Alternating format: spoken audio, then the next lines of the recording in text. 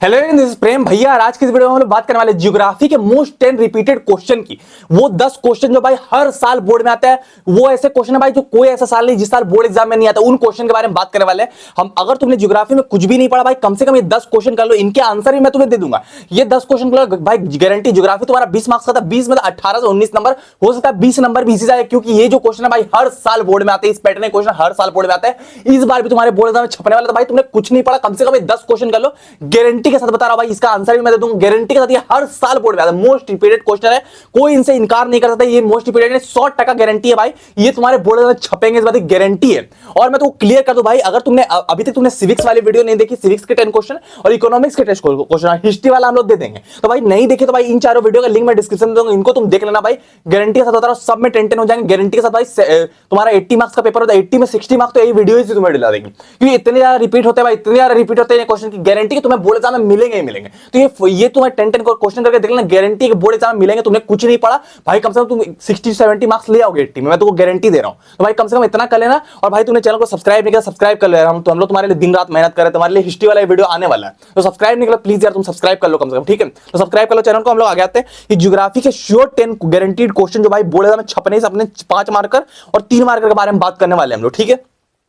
पहला क्वेश्चन तुम्हारा देखो, describe the role of industry in development of agriculture. भाई सब छप गया। ये जो क्वेश्चन है ना भाई, मैं तो क्लियर करूं। इंडस्ट्री सेक्टर, मैन्युफैक्चरिंग सेक्टर और एग्रीकल्चर से, ये तीनों को रिलेट करके एग्रीकल्चर मैन्युफैक्चरिंग सेक्टर को कैसे हेल्प करता है, एग्रीकल्चर इंडस्ट्रियल सेक्टर को कैसे हेल्प, दोनों एक ही चीज होती है। मैन्युफैक्चर और इंडस्ट्रियल एक ही चीज होती है। एग्रीकल्चर कैसे हेल्प करता है, पिछले 20 साल से ना मेरे को लगता है ना 17 बार ये क्वेश्चन है, बार बार घुमा घुमा के आता है। मैं तुमको बता रहा हूं पहले, the role of industries in development of agriculture. पहला तुम्हारा रोल क्या होगा इंडस्ट्री का, ठीक है। Describe the role of industry कैसे डेवलपमेंट ऑफ एग्रीकल्चर को हेल्प करता है। देखो सबसे पहले provide agricultural tool machine, tractor वगैरह प्रोवाइड करता है, ठीक है। ट्रैक्टर इंडस्ट्री से ही आएगा ना। फिर क्या, increase agriculture and industrial production, ठीक है भाई। उसका तुम्हारा मैकेनाइजेशन ऑफ एग्रीकल्चर, मैकेनाइजेशन करता है, पेस्टिसाइड वगैरह को छिड़कने वाला सामान देता है। उसके बाद क्या, एरिडिकेशन ऑफ अनएम्प्लॉयमेंट, उसके बाद सेल्फ सफिशिएंट ऑकर्ड, ठीक है। अब ये 5 पॉइंट भाई तुम याद कर लेना, जब भी तुम्हें पूछा जाए तुम छाप के चले आना कि तुम्हारा इंडस्ट्रियल सेक्टर कैसे हेल्प करता है एग्रीकल्चर से। जब भी पूछा जाए, अब ये नहीं कि एग्रीकल्चर इंडस्ट्रियल कैसे हेल्प करता, तुम इसको छाप के चले ना, पहले तुमको बताऊंगा उसके लिए, ठीक है। उसका तुम्हें बोला था economic strength of a country is measured by the development of manufacturing industry. भाई साहब छप गया ये जो क्वेश्चन है भाई। फिर तुम्हारा इंडस्ट्रियल सेक्टर से क्वेश्चन आता, पहला बात तो तुम्हारा एग्रीकल्चर और इंडस्ट्रियल सेक्टर कैसे, पहला बात तो इंडस्ट्रियल सेक्टर और मैन्युफैक्चरिंग सेक्टर कैसे कंट्री के डेवलपमेंट में हेल्प करता है, उससे एक पैटर्न का क्वेश्चन बनता है। दूसरा पैटर्न क्वेश्चन जो बनता है, ये एग्रीकल्चर इंडस्ट्रियल को कैसे हेल्प करता है और इंडस्ट्रियल एग्रीकल्चर को कैसे हेल्प, इस टाइप का क्वेश्चन बनता है, मैं दिखाऊंगा आगे। तो देखो यार, इसका तुम्हें 5 आंसर लिख लेना। पहला तुम्हारा क्या है कि manufacturing industries are not help on modernising the agriculture with the help of backbone of a country. अब ये एग्रीकल्चर को मॉडर्नाइज करता है, बैकबोन भी बन गया, चलो ठीक बात है भाई सब। उसका तुम्हारा क्या है, industrial development and production of irrigation, unemployment and poverty. अब देखो क्या करता है फ्रॉम कंट्री। अब पॉवर्टी में इंडस्ट्री में क्या होता है, आदमी भी काम करने जाते हैं तो उससे गरीबी भी हट जाती है, तो बढ़िया बात है भाई। ये दूसरा पॉइंट तुम याद कर लोगे। उसका तुम्हारा क्या है, it also aim to bringing down the regional defects by establishing industries in tribal and backward areas. अब ट्राइबल गांव वगैरह में भी इंडस्ट्री भी एस्टेब्लिश हो जाती है, तो वहां पर बढ़िया हो जाता है। उसका तुम्हारा क्या है, export manufacturing goods, expand and trade and commerce. अब फॉरेन ट्रेड होने लगता है, कंट्री में पैसा भी आने लगता है। तो यही तुम 4 पॉइंट लिखोगे। 5वां पॉइंट तुम और लिख सकते हो, एक और तुम पॉइंट बढ़ा के लिख सकते हो, जो इंडस्ट्री रहती है कंट्री के पर कैपिटा इनकम भी इंक्रीज करती है। ये सारी चीजें लिख सकते हो 5 पॉइंट। जैसे तुम कुछ भी बना के लिख सकते हो, जितना तुम बना के लिखो। मैंने खुद 93 आउट ऑफ 100 फोड़ रखे हैं एसएसटी में भाई, तो तुम बनाकर भी डाल सकते हो, कोई प्रॉब्लम नहीं। पॉइंट सही होना, जैसे मैंने पर कैपिटा इनकम का जिक्र किया, टीचर खुश हो जाएगा, ऐसी चीजें तुम करोगे तो, ठीक है। फिर तुम थोड़ा आगे देखो, ये जो क्वेश्चन है, agriculture give boost to industrial sector, justify the. भाई साहब छप गया, मैंने बोला था तुमको भाई। ये देखो सीबीएसई के सैंपल पेपर छपा, सीबीएसई लिखा हुआ है यहाँ पर, उसका सैंपल पेपर में छपा हुआ भाई ये क्वेश्चन। भाई इस बार छपा तो गारंटी के चांसेस रहते हैं। अब पिछले 7-8 साल गारंटी के चांसेस रहता है कि सीबीएसई का नजर है क्वेश्चन पे, सीबीएसई दे सकता है बोर्ड में। तो मैंने 3 टाइप के क्वेश्चन कराया गारंटी के साथ, भाई 5 नंबर तो कंफर्म है, ठीक है। क्लियर वाली बात। इसको तुम कैसे करोगे, देखो 3 पॉइंट याद कर लो। पहले रॉ मटेरियल सप्लाई।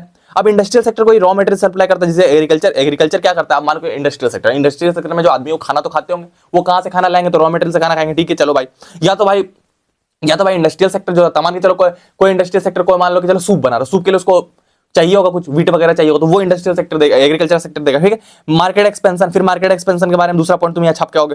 फिर तीसरा तुम्हारा इंप्लॉयमेंट जनरेशन। अब इंप्लॉयमेंट जनरेशन, अब तुम 3 पॉइंट याद कर लो, तुमको इतना नहीं पढ़ना, तुम्हें देखना रॉ मटेरियल सप्लाई। अब रॉ मटेरियल सप्लाई का मतलब तुम पहला पॉइंट याद कर लिया। अब उसका मतलब रॉ मटेरियल सप्लाई मतलब क्या, उसको कुछ देता होगा लेने के लिए, तो तुम इंग्लिश में बना के लिख दोगे। फिर तुम्हें क्या, तो फिर मार्केट एक्सपेंशन, मार्केट को एक्सपेंड करता है, मार्केट बढ़ाता है, जैसे एग्रीकल्चर इंडस्ट्री को देगा मार्केट बढ़ेगा। उसके बाद तुम्हारा क्या करेगा, इंप्लॉयमेंट जनरेट कर देगा। इंप्लॉयमेंट जनरेट मतलब कि तुम जाहिर सी बात है भाई, इंडस्ट्री रहेगी तो इंप्लॉयमेंट जनरेट। ये 3 पॉइंट छाप के ना, सीबीएसई के पॉइंट से भाई अब मोस्ट इंपॉर्टेंट, ठीक है। फिर हम लोग आगे आते हैं। अब देखो ये 3 में से मैंने पढ़ाया 3, गिनूंगा 2 ही। क्यों 2 गिनूंगा, क्योंकि भाई एक आंसर तो मैंने बता दिया तुम्हें कि पहले क्या होगा, तो यहाँ 2 ही गिनूंगा मैं। इस तरह 10 क्वेश्चन दूंगा, ज्यादा क्वेश्चन नहीं दूंगा, ठीक है। Describe the five technological and industrial reforms undertaken by government to India to improve agriculture। भाई साहब ये क्वेश्चन छप गया भाई। एग्रीकल्चर को इंप्रूव करने के लिए गवर्नमेंट का क्या हाथ रहता है और फार्मर्स को इंप्रूव करने के लिए क्या हाथ रहता है, ये क्वेश्चन छपता है। देखो मैं तुमको इसका आंसर बता रहा हूँ, ठीक है। 5 टेक्नोलॉजी दैट इंप्रूव। अब टेक्नोलॉजी बोल रहा है, टेक्नोलॉजी कैसे इंप्रूव करता है। देखो गवर्नमेंट नहीं पूछ रहा है टेक्नोलॉजी, गवर्नमेंट वाला क्वेश्चन बताऊंगा। गवर्नमेंट की टेक्नोलॉजी कैसे, एक्सपेंशन ऑफ इरिगेशन फैसिलिटी, ठीक है, ट्रैक्टर वगैरह देता है। उसके बाद तुम्हारा क्या, collectivisation and consolidation of land holding, ठीक है भाई, consolidate, establishment of cooperative society, यही का abolition of zamindari system, abolition zamindari system रहता है उसको हटा दिया गया। उसका तुम्हारा क्या है, लॉ ऑफ लैंड रिफॉर्म्स और इंटीग्रेटेड। उसके बाद तुम्हारा क्या, promotion of green revolution, white revolution and use of packages technology, ठीक है। तो ये 5 पॉइंट तुम छाप के आओगे। देखो यार कोशिश करना कि 5 पॉइंट का अगर क्वेश्चन पूछा जाए ना तो कोशिश करना 6 पॉइंट छापना, नहीं आया तो 5 पॉइंट छापना, कोई प्रॉब्लम नहीं है। 3 पॉइंट का पूछा जाए तो 4 पॉइंट छापना, नहीं आया तो 3 पॉइंट छापना, कोई प्रॉब्लम नहीं। लेकिन 3 पॉइंट का 3 नंबर का क्वेश्चन है, 2 पॉइंट छापोगे नंबर तो कटेंगे भाई, टीचर चाह के भी नंबर नहीं दे पाएगा, ठीक है। फिर हम लोग आ गए, ये तुम्हारा एक एमसीक्यू मैंने दे दिया, इंपॉर्टेंट एमसीक्यू इसलिए। Identify which of the following information choose the label crop. अब देखो तुम्हें बोला जाएगा it is the second most important cereal crop. अब सीरियल क्रॉप इंपॉर्टेंट है। सीरियल क्रॉप क्या होता है, राइस व्हीट वगैरह होता है। उसका तुम्हारा बोरा राबी क्रॉप, राबी क्रॉप तुम्हारा व्हीट में आता है।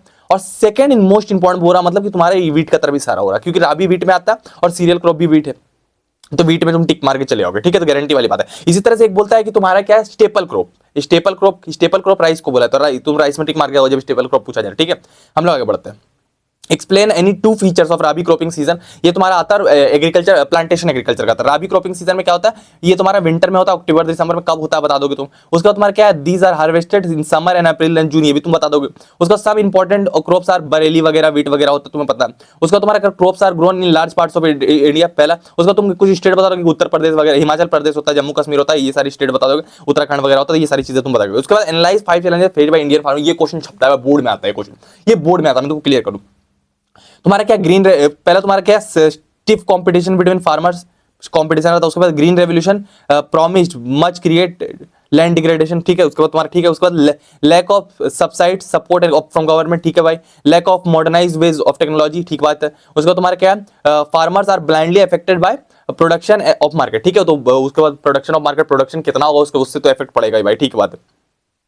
उसका तुम्हारा क्या, mention the features of plantation agriculture, ये क्वेश्चन पड़ा है बोर्ड में, छप गया ये क्वेश्चन भाई तुम्हारा आता है। यूज ऑफ HYV सीड, सबसे पहले use of high yield variety seed को यूज करता है, जल्दी जल्दी प्लांटेशन होता है। उसके बाद तुम्हारा क्या, single crop is grown in large area, ठीक बात है भाई सब। उसके बाद तुम्हारा क्या, plantation interface of agriculture industry, plantation has interface. अब एग्रीकल्चर इंडस्ट्री में भेजने के लिए प्लांटेशन होता है, खाने के लिए नहीं होता, इंडस्ट्री में भेजने के लिए होता है, ठीक है। उसके बाद तुम्हारा plantation cover large tracts of land using capital investment inputs and migrant labour, ठीक है। उसका all the produce raw material with respect to industry, India tea coffee वगैरह होता तो तुम बना के भी लिख सकते हो, जैसे इसने बना के लिखा है सीबीएसई का आंसर, इसमें कैसे बना के डाला है, ये सब पॉइंट नहीं मिला तो बोला ये सारी चीज प्रोड्यूस कर, टी प्रोड्यूस कर लेते, चलो भाई ये भी सही, टीचर रहेगा खुश हो जाएगा, ठीक है।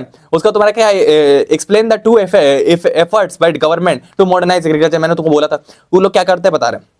उसके बाद establishment of council of agriculture research, ICRA agriculture university. उसके बाद तुम्हारा क्या, एनिमल ब्रीडिंग सेंटर्स। उसके बाद तुम्हारा क्या, हॉर्टिकल्चर डेवलपमेंट। उसके बाद तुम्हारा क्या, research and development of field and weather forecast exercise और इंप्रूविंग तुम्हारा rural infrastructure, strengthen the support of agriculture. अब ये 5 पॉइंट तुम याद करोगे, छाप के चले जाओगे भाई, ये सारे क्वेश्चन में कैसे गवर्नमेंट हेल्प कर रही है, ये 5 पॉइंट याद रखो, इंपॉर्टेंट रहता है तुम्हारा, ठीक है।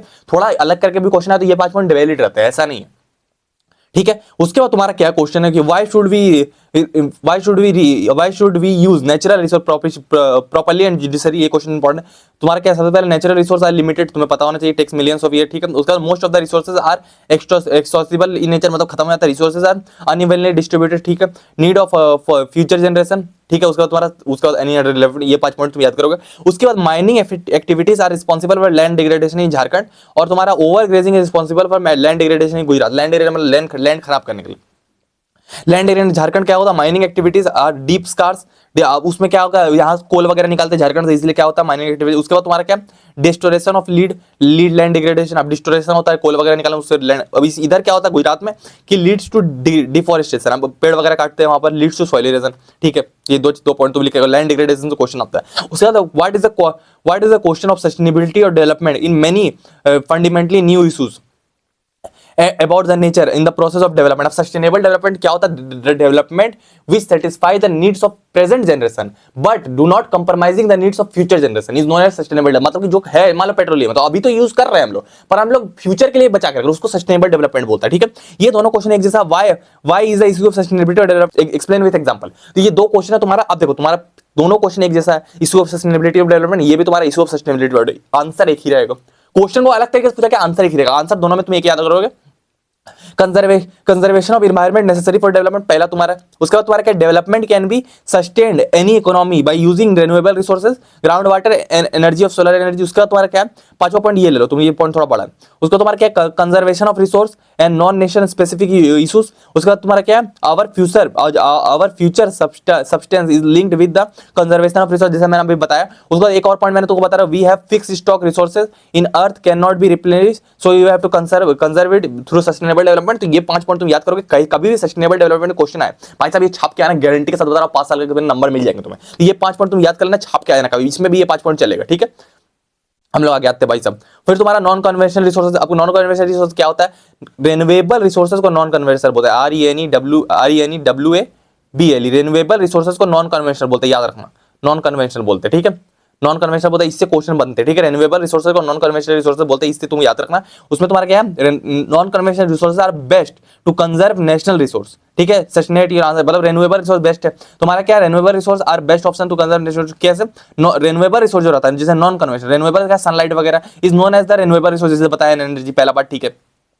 इसका बाद they are inextractable and renewable and also considered as source of energy, मतलब कि ये खत्म नहीं होते, सनलाइट खत्म होगी नहीं खत्म होगी, वाटर वगैरह जल्दी खत्म नहीं होता। उसका तुम्हारा क्या है, optimal resources energy minimizing the environmental impact and non conventional resource produce minimum secondary waste. अब ये क्या है, वेस्ट को प्रोड्यूस नहीं करते, ये 3 पॉइंट तुम लिख के आओगे। चौथा पॉइंट तुम्हारा क्या रहेगा कि natural gas are considered as eco friendly and because of low carbon. ठीक है, चौथा पॉइंट। अब पांचवा पॉइंट तुम क्या लिखोगे, renewable resource energy provide excellent opportunity to migrate green house gas. अब माइग्रेट ग्रीन हाउस गैस भी माइग्रेट, ये 5 पॉइंट तुम याद करोगे, छाप के शॉर्ट में लिख लेना। ठीक है, उसको तुम्हारा क्या, पांचवा number, mister M give his friend clue about the sowing cotton. अब देखो mister M give clues to her friend, type of soil, कोई टाइप ऑफ सॉइल के बारे में क्लू दे रहे हैं जो सुटेबल है कॉटन ग्रो करने के लिए। अब तुम्हें पता नहीं कॉटन ग्रो करने के लिए क्या सुटेबल रहता है, which of the following clues of mister M would have been identify. अब देखो कितना घुमाया क्वेश्चन पूछा गया, यहाँ पर इस टाइप का क्वेश्चन आते इसलिए दिया है। बोला मिस्टर एम एक सॉइल के बारे में अपने दोस्त को बता रहे जो कि क्या कॉटन उगाने में अच्छा है। अब कौन सा, अब तुम्हें एनसीईआरटी में क्वेश्चन दिया हुआ है कि कॉटन ब्लैक सॉइल में अच्छा उगता है, तो वहां से तुमको क्लिक करे, कभी भी कॉटन उगाने की बात है तो ब्लैक सॉइल तुम कंसीडर करोगे, ब्लैक सॉइल को कंसीडर करोगे। अब ब्लैक सॉइल तुम्हारा क्या होता है, इसमें 4 कैरेक्टर्स दे दिए हैं। अब बोले कौन सा कैरेक्टर होता है इसका, तो पहला था it is well capacity to hold moisture, तो पहला ही पॉइंट तुम्हारा सही हो क्योंकि ब्लैक सॉइल बहुत अच्छा मॉइस्चर को होल्ड करता है। दूसरा पॉइंट तुम्हारा क्या है, इट टर्न्स येलो, ये तो गलत हो जाएगा भाई, ब्लैक सॉइल तो गलत। उसका रीच इन कॉकोर गलत हो जाएगा ये तुम्हारा। उसका वेल लोमी से ये भी गलत हो जाएगा। तुम्हारा ब्लैक सॉइल क्या है, मॉइस्चर को होल्ड करता है, ये तुम्हें पता नहीं। ठीक है, हम लोग आगे बढ़ते हैं। आगे तुम्हारा क्या है, देखो अब ये तुम्हारा क्वेश्चन देखो, mister Palani from Tamil Nadu wishes to cultivate either tea और wheat, which of the following. अब देखो ये तमिलनाडु से, ठीक है, which of the following crops out of the he cultivate substantiate your answer. अब देखो ये तुम्हारा 2 नंबर 2 से 3 नंबर का क्वेश्चन है तुम्हारा। मिस्टर पलानी जो तमिलनाडु में रहता है, तो कैसे हिंट दिया गया। अब तमिलनाडु में ये विशेष टू कल्टीवेट टी और कॉफी, अब इनको क्या उगाना चाहिए पूछ रहा है। तो भाई साहब ये तमिलनाडु में रहता है, तमिलनाडु में ब्लैक सॉइल पाया जाता है, तो भाई टी ही उगाएंगे ना, टी ही उगाएंगे। ब्लैक सॉइल पाया जाता है तमिलनाडु में, तो ये टी उगाएंगे वहां पर, उनका वहां तमिलनाडु का टेम्परेचर भी अच्छा होता है, वो टी उगाने के लिए यही टी उगाएंगे। तो ये क्वेश्चन पड़ा है पेट है। ठीक है, फिर हम लोग आगे बढ़ते हैं भाई साहब। आगे तुम्हारा क्या है, केस बेस्ड क्वेश्चन का क्वेश्चन है कि तुम्हारा क्या केस बेस्ड क्वेश्चन इससे आएगा तुम्हारा वाटर रिसोर्सेज, इसमें तुम्हारा केस बेस्ड क्वेश्चन आएगा। एक स्टोरी दे दिया केस बेस्ड क्वेश्चन पे, हमने वीडियो बना दिया भाई, लिंक उसका डिस्क्रिप्शन में दे दूंगा। तो केस बेस्ड क्वेश्चन ये सारे क्वेश्चन डिस्कस कर दिए वहां पर, फिर भी मैं तुमको बता दे रहा हूं, मेंशन द उसमें सारे को केस बेस्ड क्वेश्चन डिस्कस है। ठीक है, उसके बाद mention any 2 reasons why water crisis faced in Maharashtra. अब तुम्हें बताएगा कि 2 रीजन पूछा गया महाराष्ट्र में, यहां से तुम लिखोगे और यहां से छाप दोगे, नहीं मिल रहा है यहां तो तुम डायरेक्ट आंसर छापोगे। ठीक है, उसके बाद तुम्हें despite of second highest rainfall state of a country Maharashtra faces water crisis, substantiate your answer. अब तुम्हें बताना पड़ेगा कि यहाँ पर क्यों आंसर सस्टेनेट किया। उसके बाद तुम्हारा क्या purpose of one solution migrate the crisis of water in Maharashtra state, ये भी तुम्हें पता है। ये सारे क्वेश्चन मैंने डिटेल में डिस्कस किए। अगर तुमने नहीं देखा तो भाई तुम देख सकते हो, लिंक उसका डिस्क्रिप्शन में उस वीडियो को दे दूंगा। और अगर भाई साहब अगर तुम इतना कर लोगे तो भाई तुम्हें ज्योग्राफी में महारत हासिल हो जाएगी, महारत हासिल हो जाएगी, गारंटी है। और तुमने भाई अभी तक एमसीक्यू वाली वीडियो नहीं देखी तो भाई तुम यहाँ क्लिक करके देख सकते हो, पूरा एमसीक्यू इसमें एसएसटी का लीक है, पूरा एमसीक्यू हमने लीक कर रखा है, यहाँ तुम क्लिक करके देख सकते हो। मिलते हैं हम लोग